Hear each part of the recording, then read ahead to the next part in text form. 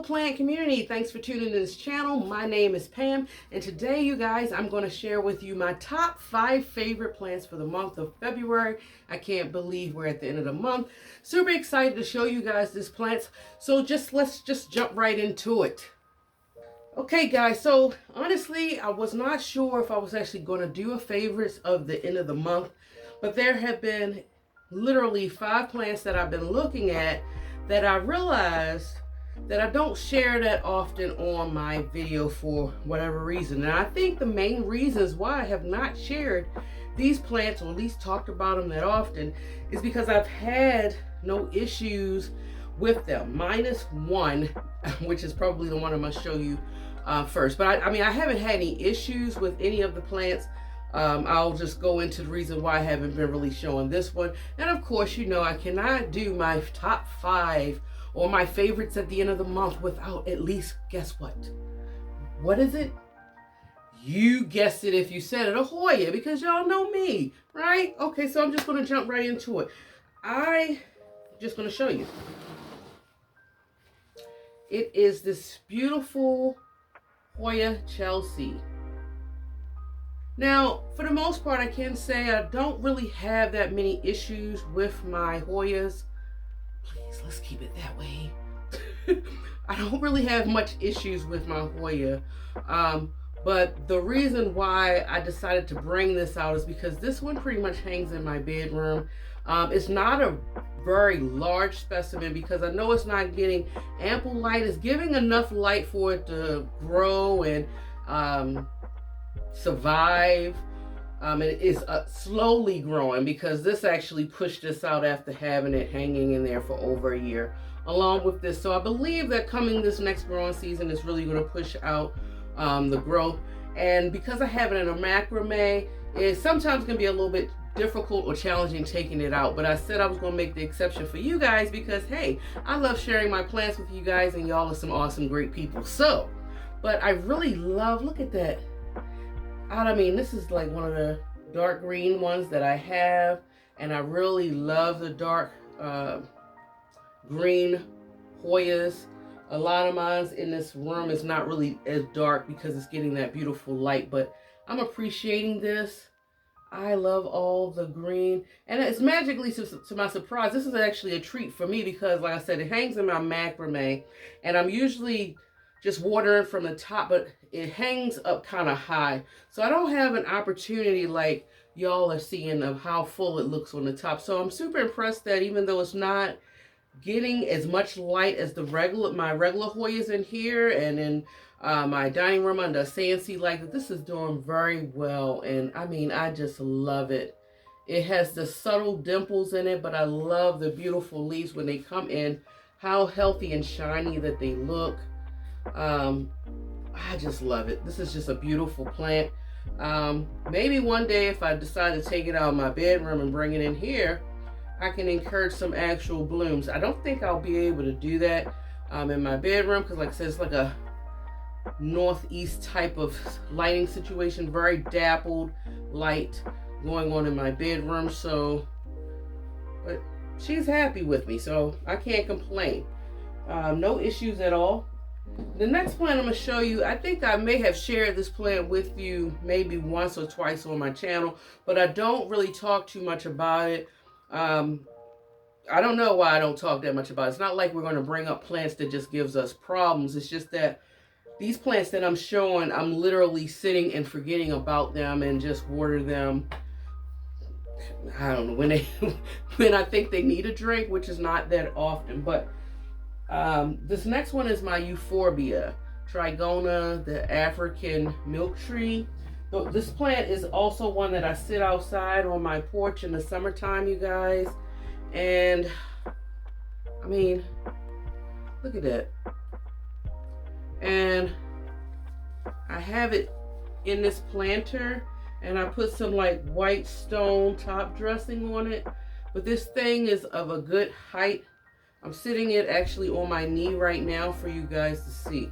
And it's actually in my living room right now where all of the light source I can honestly say is coming from my Sancy But as y'all can see, which I'm super impressed by, is how it gave me the little flowers.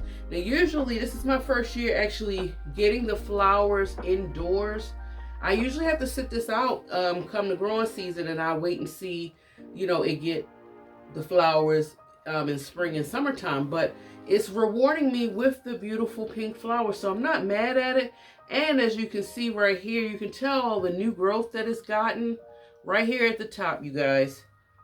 You see, I'm trying to, all of this, where you see the light color, if you see the transformation, that's pretty much new growth. And I think it was only very small in the beginning of last growing season. So it's really growing all these beautiful arms for me. So I'm super excited. This baby will go back out on my front porch come this next growing season. And I just can't wait to see what beauty it's going to produce through the summertime. And maybe I can share this with you guys. But it's very easy going. I probably water it, I say, once a month actually. This plant right here, the next one that I'm about to share with you guys, I know I don't talk very often. This was probably displayed or showed to you guys very early on in my channel. And actually, so early on in my channel, if I had to go back in time, I don't think very many people viewed or watched that video where I talked about my Anthurium Big Red Bird.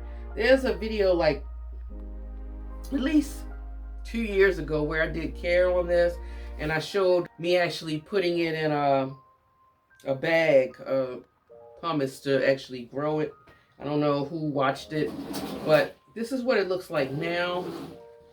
Let me pick it up. And as y'all can see, she's doing well. Some of the big red leaves I kind of lost, so all these leaves right here is pretty much new. So in the video, you guys, I believe I shared with you how I was growing it, because the root system was not, I don't think, where I needed it to be. So I actually had it in a bag of pumice and water to establish the roots. But I think I made a mistake and probably put a little bit too much water in the bag. And so I saw that the roots seemed to be a little mushy. So I had to do damage control, cut back roots. And I did put it back in the humus, but this time I used a little bit of water. Not as much as I did the first time, to reestablish the root system, because anthuriums, they have beautiful thick roots. And once I established it, I decided to go ahead and pot it up in soil. And it's a very chunky mix. This is a terracotta pot glazed on the outside, but not glazed on the inside. Since I am a heavy waterer and can be a heavy waterer, this kind of works out in my favor. For the most part, I water this plant, I want to say once a month. I try my best not to overwater this plant. It's not one of the thirstiest anthuriums in my personal opinion, and I don't know if it's because it's getting light from my Sansi light, and enough clearly where it's growing, and the humidity in the area is at between a 40-ish, maybe 50-ish percentile range. But guys, look at it. It's a beautiful plant.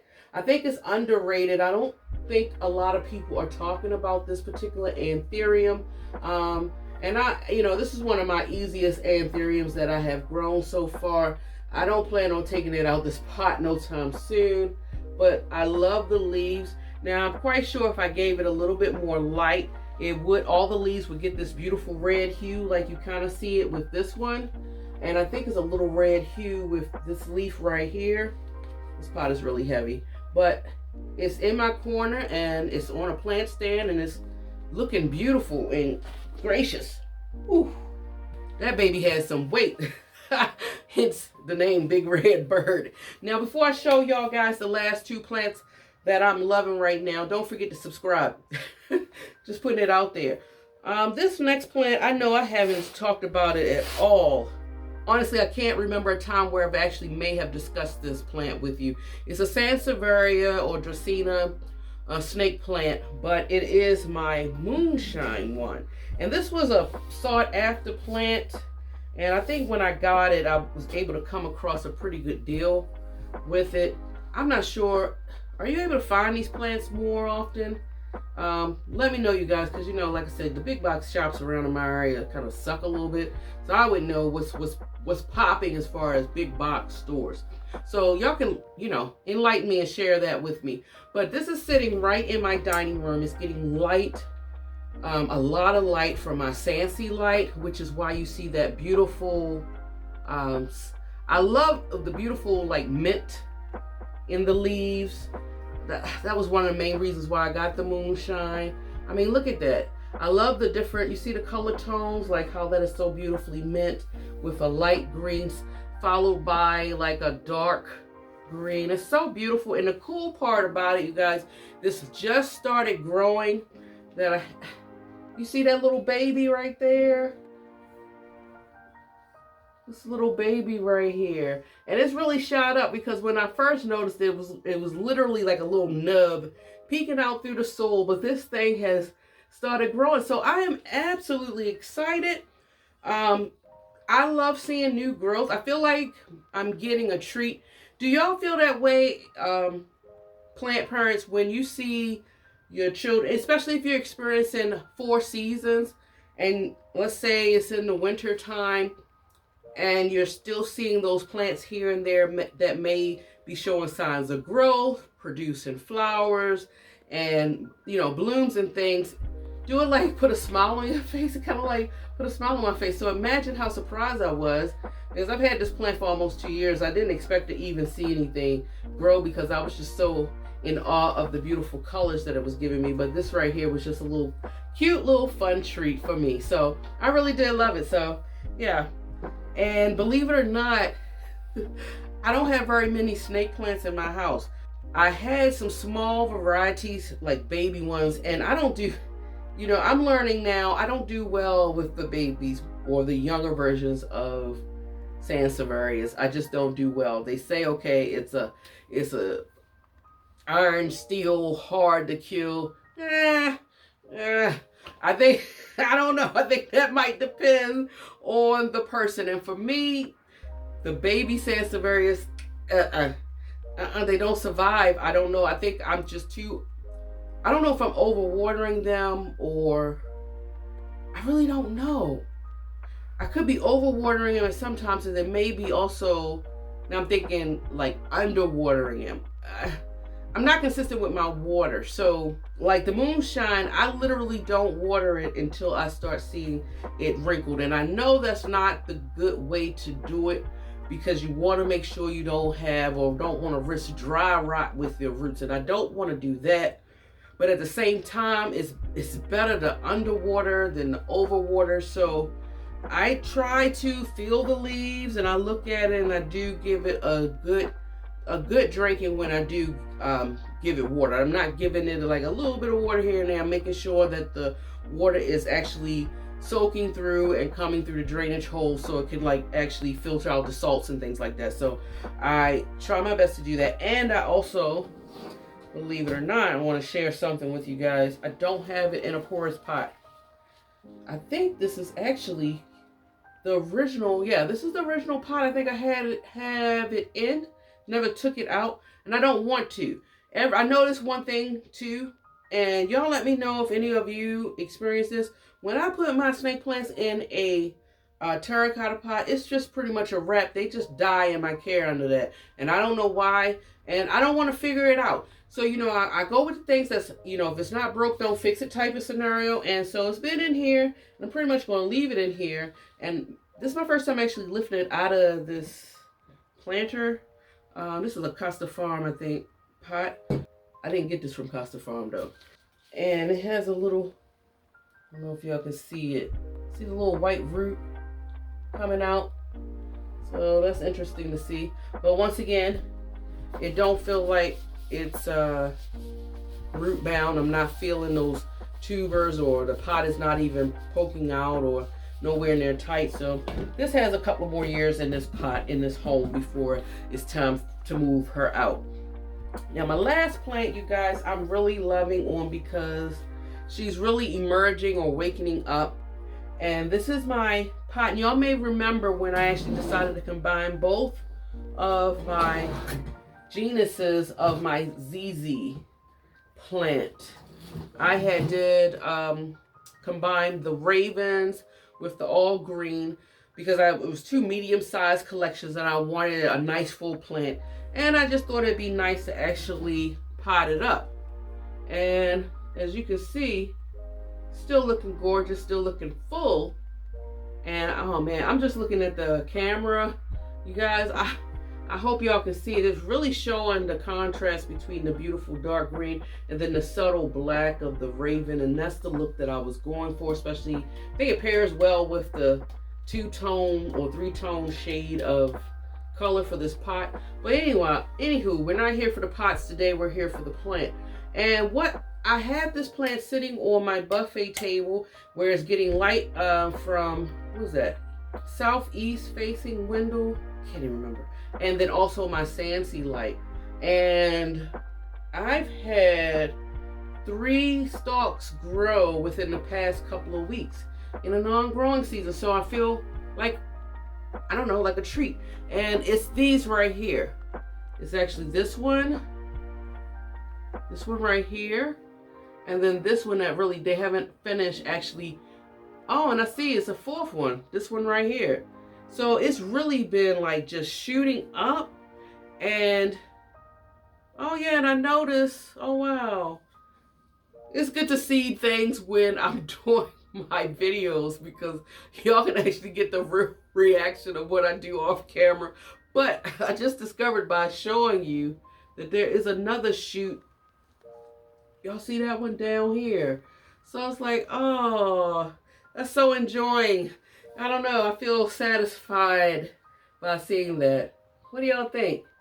I love it. So, you know, like I said, all 5 of these plants pretty much give it water when need be and sit in and I forget it. And it's been rewarding me with beautiful, unique growth and structures and textures and different shades and colors. And that's what it's about as far as growing these plants. So yeah, I'm just so excited to see what they're going to do with this upcoming growing season. You know, we probably got what? Maybe 3-4 weeks typically, give or take, of before spring hits, and I just can't wait. So y'all let me know which ones out of the 5 I selected is your favorite. Did you have a favorite? Well, what's your top 5 favorites if you have any that brought joy and smile on your face, especially to those that may experience 4 seasons where it's cloudy outside but it's sunshiny inside your home. So keep in mind, this ends this video, you guys. Keep in mind, if you love foliage as much as I do and you love listening to planty things, definitely subscribe if you have not. Like, comment, and share. Push those thumbs up, up, and up. It helps my channel out, and I appreciate all of you guys. Enjoy your day wherever you are in the world, and until next time, guys, much love. Bye.